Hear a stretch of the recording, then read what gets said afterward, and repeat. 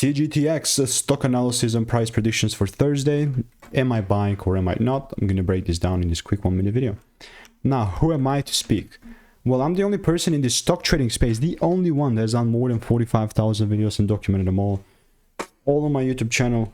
And it's taken me 5 years, every single day of freaking trial and error. Now, look, I've also spent tens of thousands of dollars on courses and mentors that you don't have to spend. This is a very big bullish market for me. My drawings beforehand, I called it out like very early when it was 75 cents, and then it went like to 140 something. My bias was just correct though, you know, it's not that I took no trades here.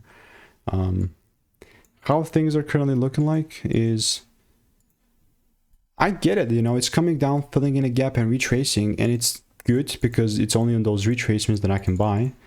But am I gonna randomly buy when price opens here? No. Well, I'm waiting for a confirmation. That's the reaccumulation that I'm waiting for. Bottom line, it's a wyckoff accumulation, but simplified at the time for you. I'm following just, you know, it's basically just a simple double break range shift. Now, if you don't know the fundamentals, you just think, okay, you see some candles and it's a buy.